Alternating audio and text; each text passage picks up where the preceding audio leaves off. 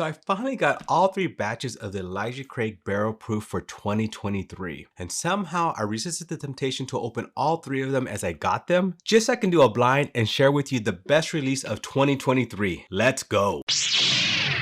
It's funny because for some reason, I had a lot of issues getting all 3 releases this year. In some places, they were sitting on the shelf just for the taking, but not in my area. Just free for the taking? The other funny thing is that I managed to get batches A123 and C923 first, and then B523 finally hit my area.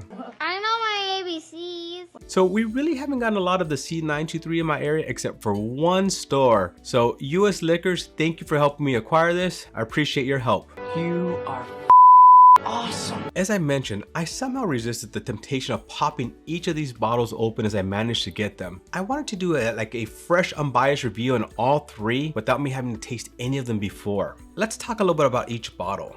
First of all, the Elijah Craig Barrel Proof is an uncut barrel strength version of their small batch and is usually a 12-year statement. This whiskey is bottled straight from the barrel without chill filtering. This produces a bolder expression of the Elijah Craig small batch product, which is regularly 90 proof. So let's look into each bottle. Elijah Craig batch A123. This is 125.6 proof, 62.8% alcohol. As you can see, it does not have an age statement like the other bottles do, but the age statement online says it's of a 12-year-old. MSRP for this is about $70. Now, as you can see, batch B523 does have an age statement of 11 years and 5 months. Elijah Craig is saying that age doesn't necessarily define greatness. And Elijah Craig Barrel Proof 523 is ditching the 12-year age statement. As we've mentioned, it is 11 years, 5 months. It is 124.2 proof, which is 62.1 ABV. And the MSRP for this is also about $70. Now, Elijah Craig Batch Proof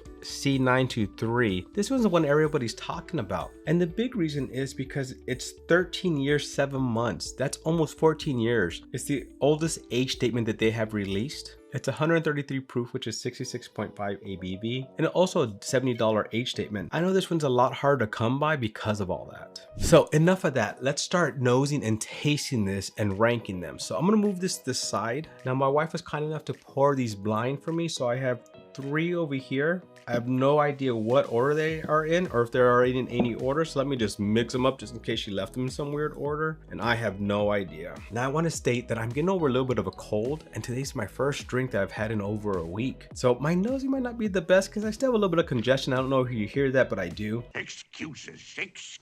But I'm gonna go through each of these one time. I'm gonna tell you what I think of them and then I'll go through them a second time, fast forward through that and kind of rank them at that point. So let's go through these first. Let me go into whatever the first one is. They always have a nice amber color to them. I mean, it looks great. And it has nice viscosity on the glass. Look at that. The legs are barely even starting on that. Ooh, I like that. Ain't like it. All right, I'm gonna go in for the first taste. Well, it says my first taste in a while. So I get a lot of that ethanol that hit me first. My mouth has not been acclimated to anything. I haven't tried anything else, but a lot of butterscotch on that, like butterscotch and oakiness. Very good. Now I'm just gonna go through these kind of quickly and then, fast forward through the second round and choose these for you. I'm gonna make this pretty quick.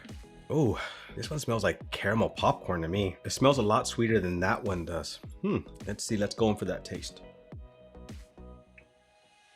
So I didn't get as much of that ethanol up front because I think with that first taste, it kind of coated my tongue and helped me acclimate a little bit. It does taste like caramel popcorn to me on that one. There's a lot of nuttiness in that as well. And then as you go through it, that nuttiness turns into almost like a bakery kind of taste. So I'm going to the last one here. And last but not least, all of them same nice color. I mean, I don't see one that's really much darker than the other, and those legs can go on forever. I love it. Ooh, this one has a very different smell to me. More fruity, kind of like a little bit of an apricot and a little bit of like pecan in that. Okay, so curious, once I go through these again, now my nose is acclimated, my tongue is acclimated, what they're gonna taste like to me the second round.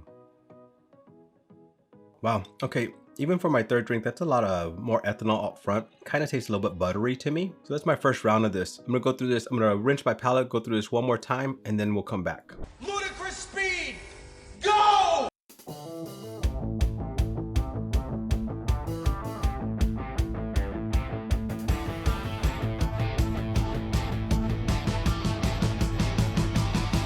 Okay, I've gone through these a second time and I think I have my ranking already. It's actually a very close call. All of them are very good. But before I get into that, I do want to remind you, getting close to 1,000 subs. And when I hit 1,000 subs, I'm going to be doing a great giveaway. So not only am I giving away 1, but I'm giving away 2. And yes, 3 bottles of E.H. Taylor.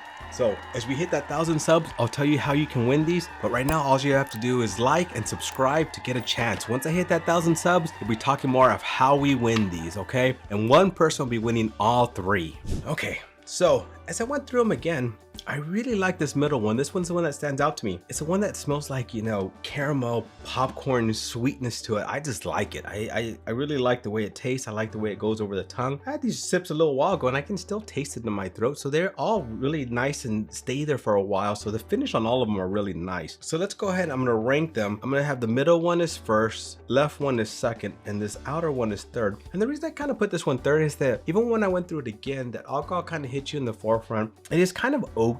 And I normally like oakiness, but for some reason today it's not fitting with me as well. And I feel like the taste is a little bit bitter for me. So I like the sweetness on this one. This one is very close to this. They're very similar. And then this one kind of just hit that oakiness, a little bit of a different kind of flavor and a nose to me. So let's see what these are. So I don't even know what order these are in. So let me see. Let's go with third place first, right? So third place is 1. Oh, wow. So third place is C. That's the oldest statement. Kind of figured it might be because it was the oakiest to me. And it's funny because everybody's raving about this one, how this one is the best one. Unfortunately, I didn't agree with this. My third for them this year. And then my first place would be 3B. So batch B is what wins it for me. I like that one. It's very sweet to me today. And who knows, it might be because of this congestion I have going on. It's throwing off my taste buds more than usual because I normally like older age-dated stuff. I normally like oakiness, but it's just not setting with me today. That means the second place was 2, which is A. So to me, it was B, A, and C. That was my order. What are you talking about? I don't know. Thank you again, guys, for joining me on another journey down my bourbon rabbit hole. Till the next time, cheers.